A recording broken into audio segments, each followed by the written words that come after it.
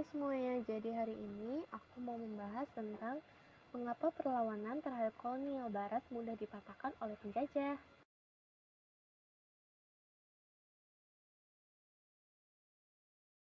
Pertanyaan ini berhubungan dengan materi perlawanan rakyat Indonesia terhadap kolonialisme bangsa barat.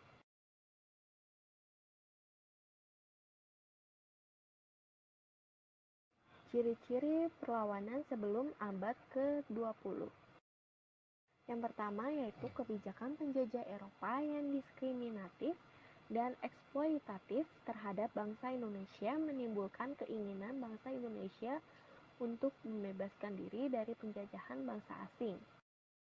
Namun, perlawanan yang muncul belum berdasarkan nasionalisme Indonesia secara keseluruhan.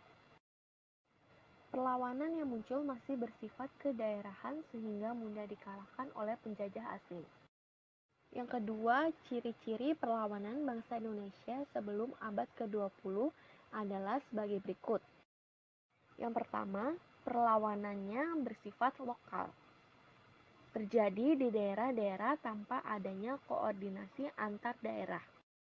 Lalu yang kedua, tidak melalui organisasi, tetapi dilakukan secara berkelompok saja. Yang ketiga adalah dipimpin oleh tokoh masyarakat yang disegani. Yang keempat, mengutamakan kekuatan senjata, tetapi kalah dari segi persenjataan. Lalu yang terakhir, mudah dipecah belah karena kurangnya koordinasi antara pemimpin dan bawahannya. Sering terjadi jika pemimpin tertangkap atau tewas, perlawanan pun berakhir.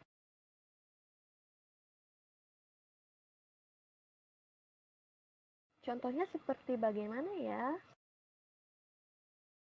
Perang Patimura. Rakyat Maluku yang dipimpin oleh Thomas Matulesi atau Patimura menolak dan melakukan perlawanan terhadap Belanda.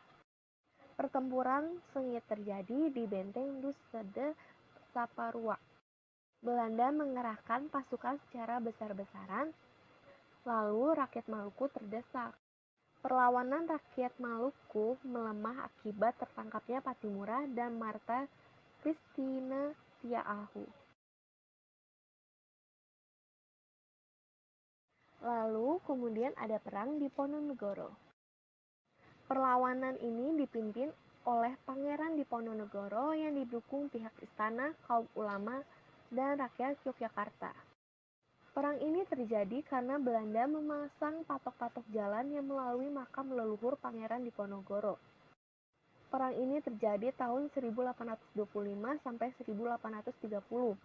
Pada tahun 1827, Belanda memakai siasat perang bernama Benteng Stelsel, yaitu setiap daerah yang dikuasai didirikan benteng untuk mengawasi daerah sekitarnya.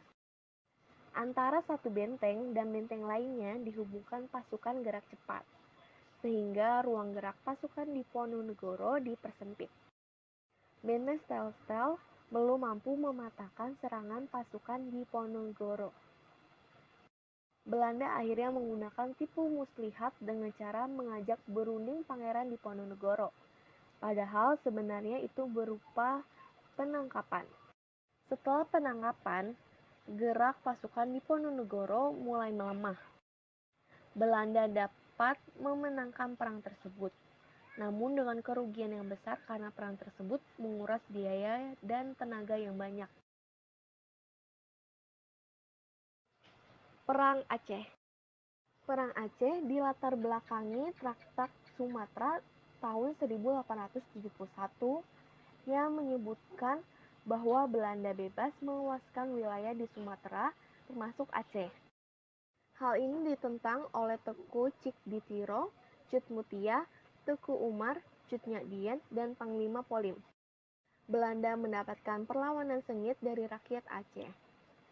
Rakyat Aceh berperang dengan jihad, sehingga semangatnya untuk melawan Belanda sangat kuat.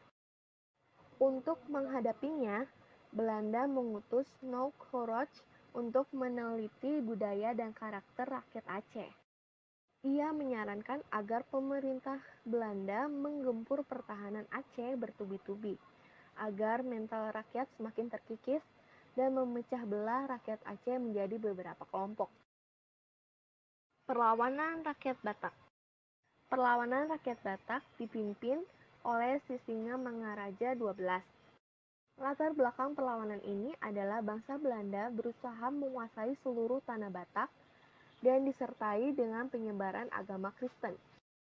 Sisinga Mangaraja XII masih melawan Belanda sampai akhir abad ke-19.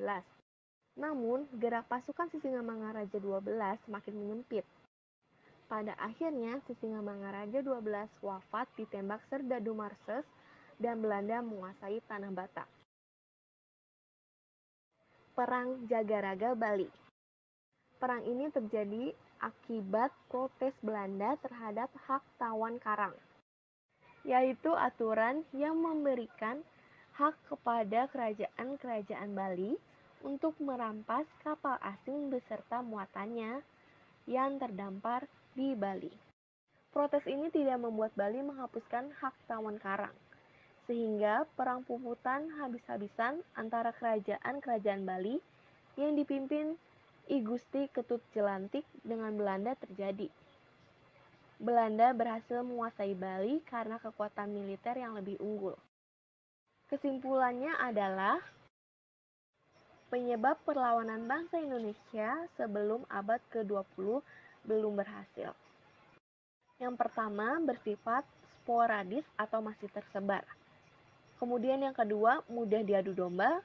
Yang ketiga perlawanan sangat tergantung pemimpin. Yang keempat bersifat kedaerahan dan belum terorganisir. Sekian dan terima kasih.